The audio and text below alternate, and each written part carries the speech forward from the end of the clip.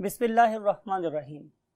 My dear students, हम अल्लाह के बाबरकत नाम से आगाज़ कर चुके हैं अपने इस लेक्चर का। आज आप लोगों के साथ ये मेरा पहला लेक्चर है। मीन टू से कि ये बायोलॉजी पार्ट 1 का चैप्टर नंबर 1 है। और I know you people are trying to be a doctor by your own choice. और आई नो वेरी वेल कि वो जो लोग जो मेडिकल में आते हैं they are very much consistent in their approaches, and then they always try to learn the things from the base on logical grounds. अगर आप शुरू से किसी बात को अकली बुनियाद पर अंडरस्टैंड कर लेंगे तो मुझे उम्मीद है कि बायोलॉजी या कोई भी और साइंस का जो शाख है वो आप लोगों के लिए क्या हो जाती है, बहुत आसान हो जाती है। Being your biology teacher, my name is Shahzad Waheed. ये शहजाद वहीद की जिम्मेदारी है कि वो आप लोगों को कोई बात नहीं बल्कि हर एक बात किसी लॉजिकल ग्राउंड के ऊपर बताए, सो दैट कि आपका कॉन्सेप्ट इंप्रूव हो और बायोलॉजी आप लोगों को ज़िंदगी के इर्द गिर्द घूमती हुई नज़र आए। आप कुछ भी खाएं, आप कुछ भी पिएं, कुछ भी ऑब्जर्व करें तो आपके इल्म से, आपके गुफ्तार से, आपकी स्पीच नज़र आना चाहिए कि you are student of medical sciences, right. तुझको बताऊं मैं तकदीर उमम क्या है, शमशीर व सना अव्वल ताऊस और रुबाब आखिर।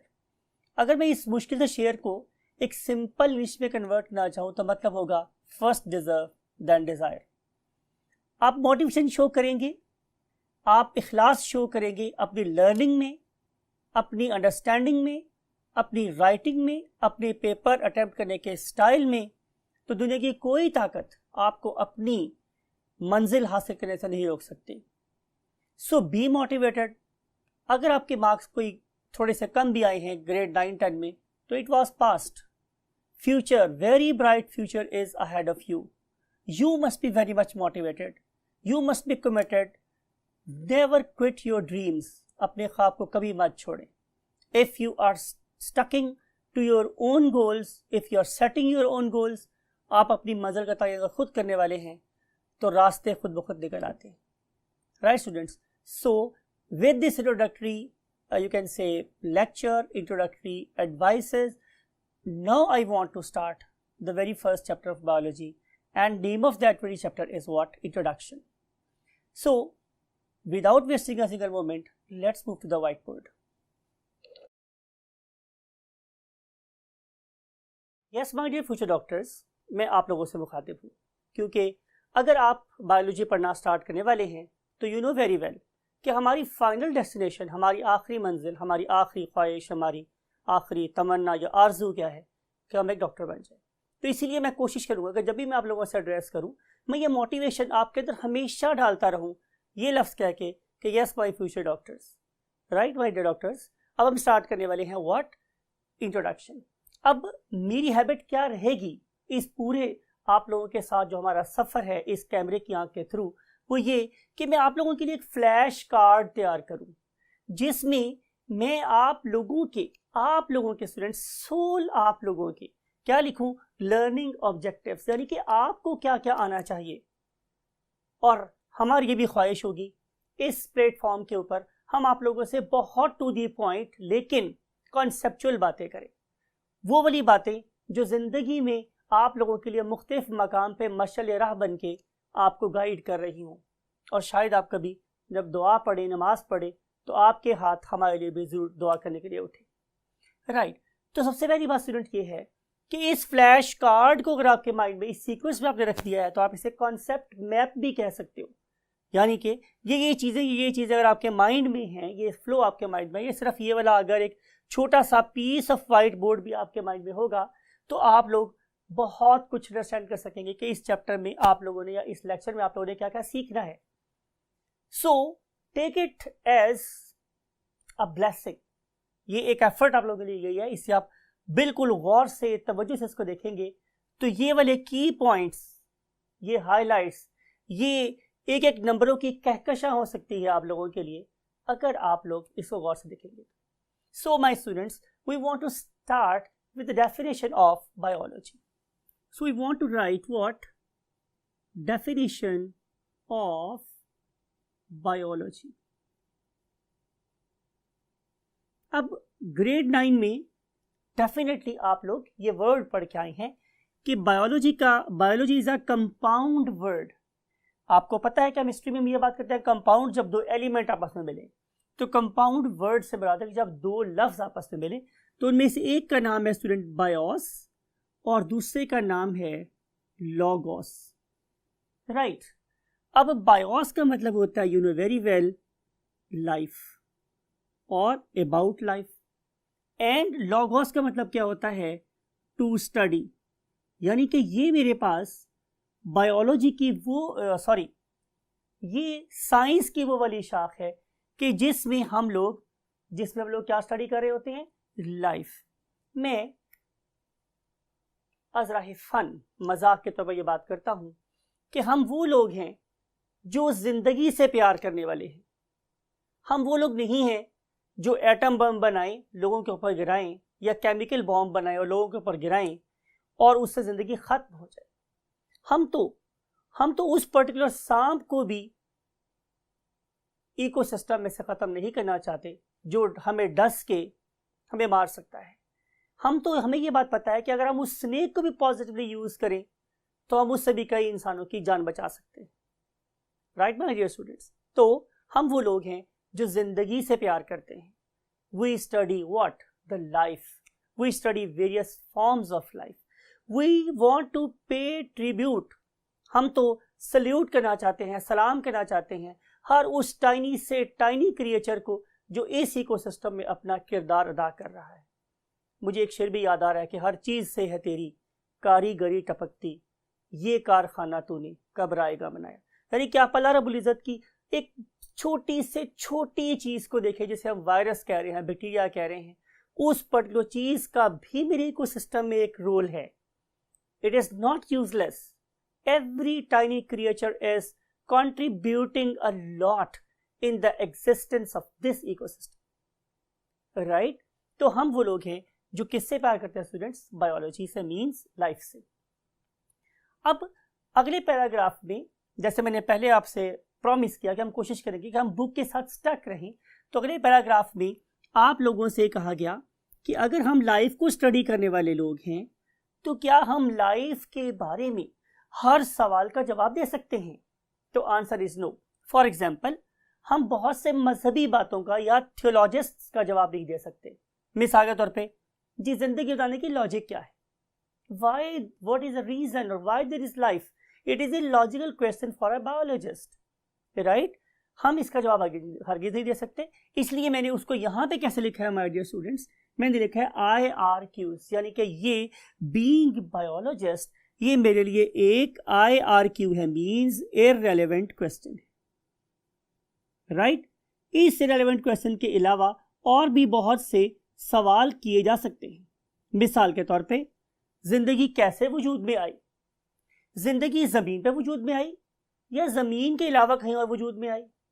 चलें मान लेते हैं जिंदगी जमीन पे वजूद में नहीं आई, तो फिर जहां ये वजूद में आई थी वहां कैसे वजूद में आई थी। तो ये वो ऐसे क्वेश्चन है जिन्हें हम लोग बीइंग बायोलॉजिस्ट एड्रेस नहीं करना चाहते। शायद हमारे ये फिलोसफर और थियोलॉजिस्ट और हमारे जो रिलीजन से कंसर्निंग लोग हैं उनके क्वेश्चंस। लेकिन ये बात हमें याद रखिएगा स्टूडेंट्स, मैं आपसे कहना ये चाह रहा हूँ कि आप अपनी हर साइंटिफिक प्रॉब्लम का आंसर अपने कुरान में ढूंढे, आपको मिल जाएगा। लेकिन ऐसा जरूरी नहीं है कि हर वो बात जो कुरान में लिखी है आपकी अकल उस काबिल है कि आप उसे इवेलुएट कर सकें, राइट माय डियर स्टूडेंट्स। सो हम इन इररिलेवेंट क्वेश्चंस के अंदर नहीं जा रहे। हम साइंस के लोग, शायद आपने ग्रेड 9 में पढ़ा था, 10 में पढ़ा था या उससे प्रीवियस क्लासेस में, कि हम हवासे खमसा पे बिलीव रखते हैं, जो 5 हमारी सेंसेस हैं, राइट। हम उन पे बिलीव रखते हैं बिकॉज कि हम किसी चीज़ को छू नहीं सकते तो हम उस पर एक्सपेरिमेंट कैसे कर सकते हैं, right. So we always believe in experimentation. For example, अगर बंदा मेरे से ये पूछे कि रूह क्या है, तो I can not carry out experiment with the spirit और रूह। तो I must, being scientist, I must not indulge myself in answering the questions regarding spirit or रूह। You got the point? अब हम देखते हैं कि फिर relevant question क्या है। Now we want to discuss some RQs. RQs stand for relevant question. तो मेरे पास स्टूडेंट्स रेलेवेंट क्वेश्चन ये जरूर हो सकता है कि मान लेते हैं हम लाइफ को स्टडी करने वाले लोग हैं, तो फिर what is the definition of life? Now we don't want to define biology, we want to define life. हम तो लाइफ के बारे में बात करें, तो आंसर ये हमारे डियर स्टूडेंट्स कि लाइफ की तारीफ अगेन मुमकिन नहीं। वो आपको मेरी इस बात से कोई कवायद तो याद आई गई होगी। तो हम बात ये कर रहे हैं कि लाइफ की तारीफ मुमकिन नहीं। हाँ ये ज़रूर है, हम इस वक्त स्टूडेंट्स यहाँ पर हैं, हाँ ये ज़रूर है कि मेरे पास कुछ ऐसे फीचर्स हैं, खसूसियात हैं, करैक्टरिस्टिक्स हैं कि अगर वो किसी चीज़ में पाई जाएं तो हम उसके बारे में ये कहते हैं कि वो ज़िंदा है, और अगर उनमें से खूबियाँ मिस हों तो फिर हम उसे बोलते हैं कि that particular organism is suppose to be non living, यानी कि हम लाइफ की नहीं बल्कि लिविंग थिंग्स को डिफाइन करें। तो मैंने सबसे पहली बात जो आपकी बुक में पढ़ी, जो आप भी पढ़ रहे हैं यकीनन, वो ये है कि इन ऑर्गेनिजम्स के पास सबसे पहला फीचर क्या है। We want to write it as characteristics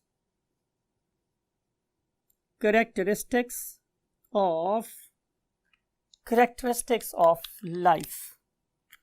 तो मुझे क्या नजर आया सबसे पहले माय डियर स्टूडेंट्स, वो ये है कि ये वाले ऑर्गेनिज्म, ये वाली चीजें जिन्हें हम जिंदा कहना चाह रहे हैं, वो चाहे बहुत सिंपल हो या वो मेरे पास बहुत कॉम्प्लेक्स हो, चाहे वो मेरे पास स्टूडेंट्स क्या है बहुत सिंपल या वो मेरे पास क्या है बहुत ज्यादा कॉम्प्लेक्स, चाहे वो मेरे पास यूनिसेलुलर है, मतलब ये कि वो एक सेल पे मुश्तमिल है, या वो मल्टी सेलुलर हैं, या वो डिफरेंट नंबर ऑफ सेल्स पे कंसिस्ट कर रही हैं। लेकिन इन सब में एक खूबी जरूर है कि they have got a genetic program. क्या मतलब हुआ, उस पर्टिकुलर सेल ने या ऑर्गेनिज्म ने अपनी नंबर ऑफ सेल्स को कैसे इंक्रीज करना है। जब आप दुनिया में आए थे तो शायद आप इतने से होंगे, और अब आप लोगों के कद इस एज में at the stage of FSC शायद अपने पेरेंट्स के बराबर हो गए होंगे या होने वाले होंगे। आप लोगों के कद में जो इजाफा था, इट इज बेसिकली ग्रोथ। आप ये बात कह सकते हैं कि अगर मैं एक बैलून में हवा भर दूं तो क्या उसके साइज में इजाफा नहीं हुआ, तो क्या मैं उसे ग्रोथ कह सकता हूं? तो आंसर इज नो, बिकॉज कि हमारे वाले केस में ऐसा नहीं है कि हम जब चाहें अपने मैस को कम कर ले, जब चाहे ज़्यादा कर ले। हमारी जो ग्रोथ है, जो हमारा increase in size, it is persistent, it is not something like balloon कि हवा में निकल गया, राइट स्टूडेंट्स। फिर दूसरी बात यह है कि हमें ये एबिलिटी है लिविंग थिंग्स में कि अगर वो during the course of growth अगर उनके अंदर कभी कोई इंजरी हो जाती है तो वो उसे रिपेयर भी कर सकते हैं। ग्रेड 9-10 की बुक में आप लोगों ने बिल्कुल दो बड़े इंपॉर्टेंट कॉन्सेप्ट पढ़े हुए हैं, जिसमें से एक का नाम आपने पढ़ा था एपोप्टोसिस। एपोप्टोसिस क्या है? एक प्रोग्राम्ड सेल डेथ है। आपके हर सेल को पता है कि उसे कब डिवाइड करना है, उसकी एवरेज लाइफ कितनी है, कब तक वो अपने फंक्शंस परफॉर्म करेगा और कब उस पर्टिकुलर सेल की फिजिकल या नेचुरल डेथ हो जाएगी। फिर आपने एक से एसोसिएटेड टर्म भी पढ़ी थी, उसका नाम था व्हाट? नेक्रोसिस। अब ये एक सुसाइडल डेथ है। तो जितने भी ये सेल्स हैं इनमें एक प्रोग्राम दिए हुआ अल्लाह ने उनको प्रोग्रामिंग की हुई है उस सेल की कि तुमने कब डिवाइड करना है, कब अपने हार्मोनल, कब तुमने अपने एंजाइम के रेफरेंस से पीक पर जाना है और कब तुम्हारे एंजाइम की डिग्रेडेशन स्टार्ट होगी और कब तुम्हारी डेथ हो जाएगी। ये देखें तो कम से कम इसकी जो रिलेशन है वो हमारी लाइफ की तरह सही है, राइट। कब हम छोटे बच्चे होते हैं, फिर हम थोड़े से लड़के बन जाते हैं, फिर हम लोग नौजवान हो जाते हैं, फिर हम जवान हो जाते हैं, फिर हम उधेड़ में चले जाते हैं, फिर हम बूढ़े हो जाते हैं, फिर हमारी डेथ हो जाती है।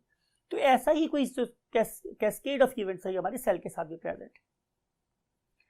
फिर दूसरी बात स्टूडेंट्स ये है कि ये ऑर्गेनिज्म में एबिलिटी है कि दे कैन रेस्पायर, यानी कि ये ऑक्सीजन ले रहे हैं और CO2 बाहर दे रहे हैं।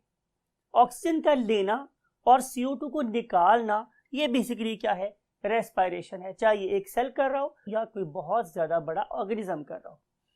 फिर उसके अलावा स्टूडेंट्स ये है कि हमारी जो बॉडी है ये स्टैटिक नहीं है, it is constantly absorbing the substances from the surrounding, carrying out some activity over in the terms of chemical reaction, right? और फिर उसके बाद इन chemical reactions के रिजल्ट में जो एक वर्ड जनरेट करते हैं हम लोग, उसे हम बोलते हैं what? Metabolism. Metabolism means sum of overall reactions taking place inside the cell और इनसाइड द होल बॉडी। फिर यू नो वेरी वेल कि मेटाबॉलिज्म दो टाइप का हो सकता है। One of them is called as constructive metabolism.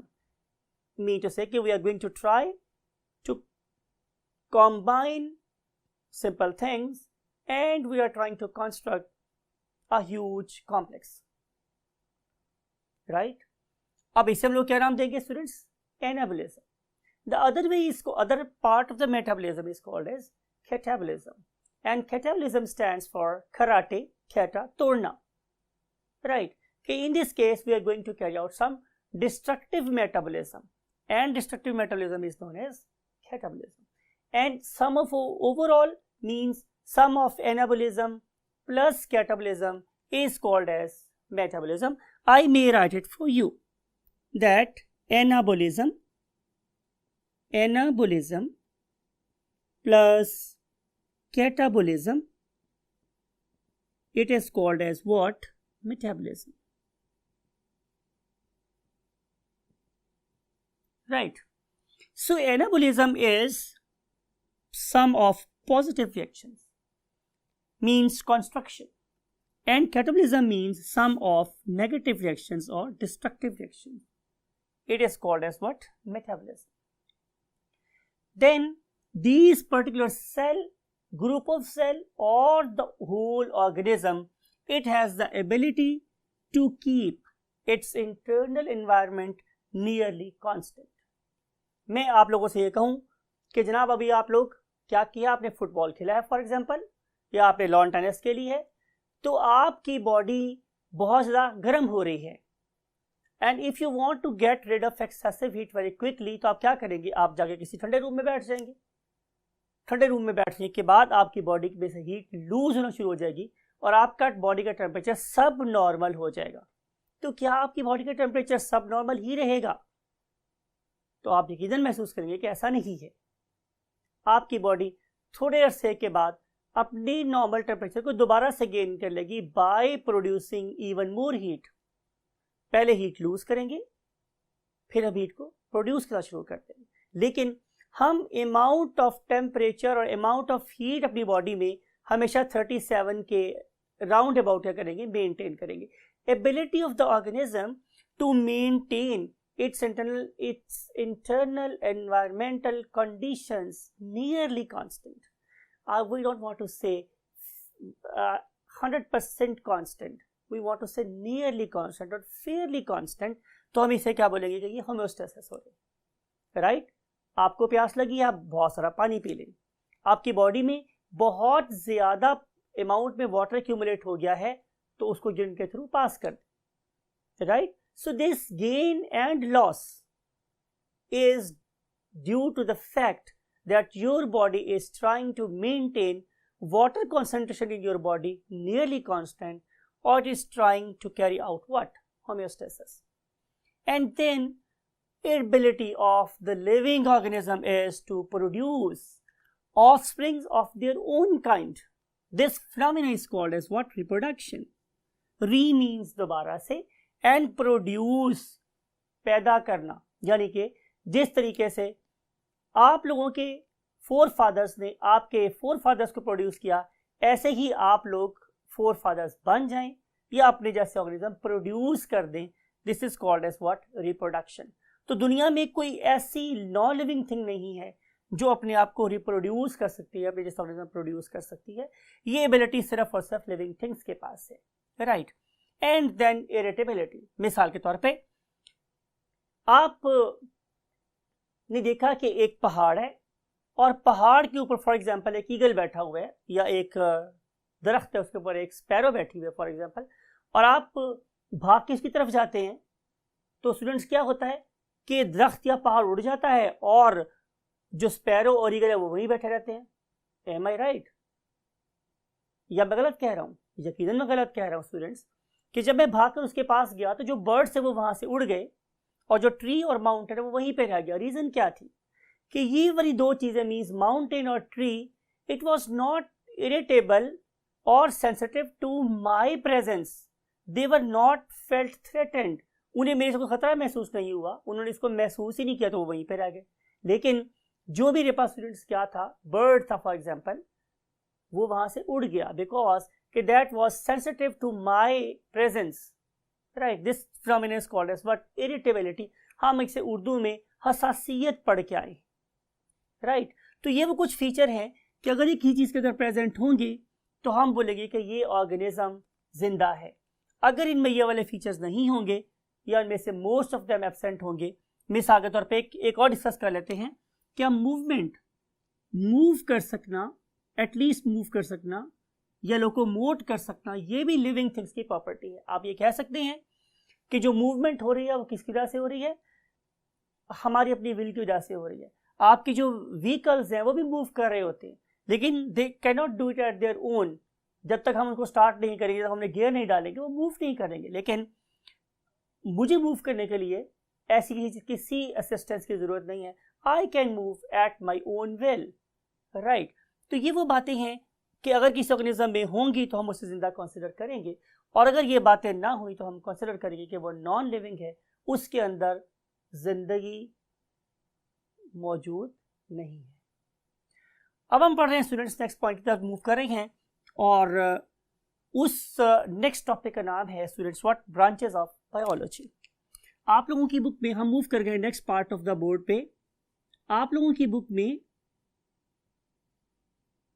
इसको simple एक पैराग्राफ की फॉर्म में लिखा गया है, लेकिन चूंकि my dear students I believe in concept, I am trying to lay the foundation of your learning. मैं तो ये चाह रहा हूं कि आज से ही आप बातों को बड़े गौर से सीखना शुरू करें, आपकी मोटिवेशन पूरे 2 सालों में कभी कम ना हो, और आपका जो कॉन्सेप्ट है वो बहुत बेहतर। तो इसके लिए हम कोशिश करेंगे कि हम आप लोगों की बुक की तरह सिर्फ इन ब्रांचेस का नाम ना लिखें, बल्कि उनको हम थोड़ा बहुत साथ साथ एक्सप्लेन भी करें।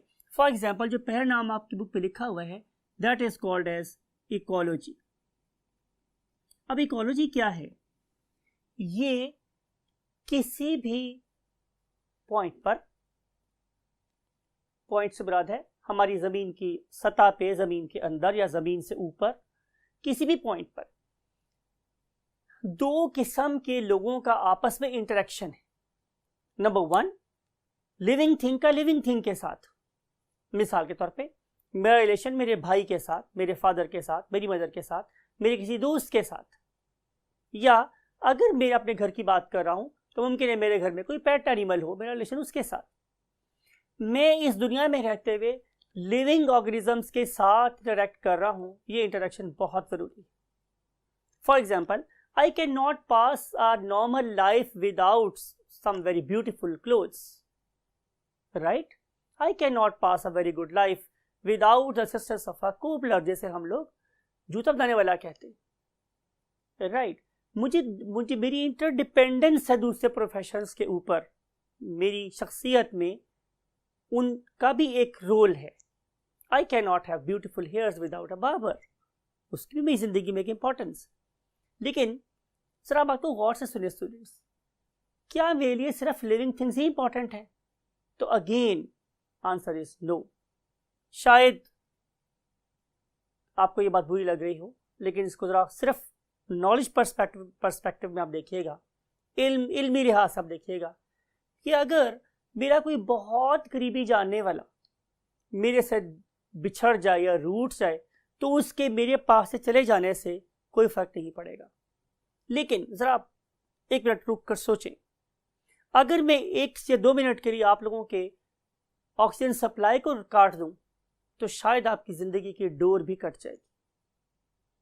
तो लिविंग थिंग से ज्यादा एक और चीज इंपॉर्टेंट है for my existence, and that is non living thing, right? I can not survive more than, for example, 1.5 minutes without oxygen.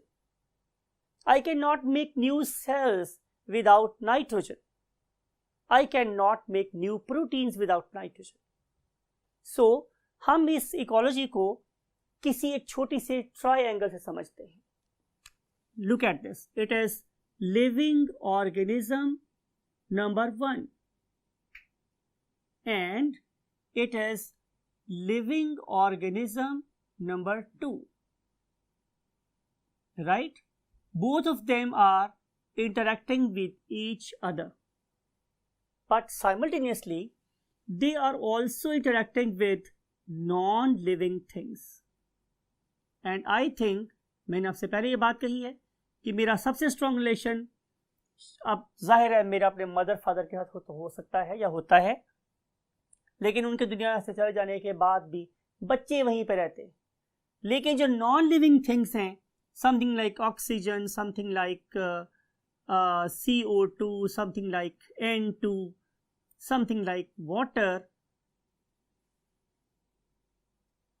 right? तो ये थी मेरे पास वर्ड. आप लोगों की पहली branch. Due to time constraint हम अपने लेक्चर को यहीं पे रखते हैं और सेकेंड लेक्चर में हम आप लोगों से इसकी फर्दर ब्रांचेस के बारे में मज़ीद डिटेल से बात करेंगे. Till that time, take very good care of yourself and your great parents. Bye bye.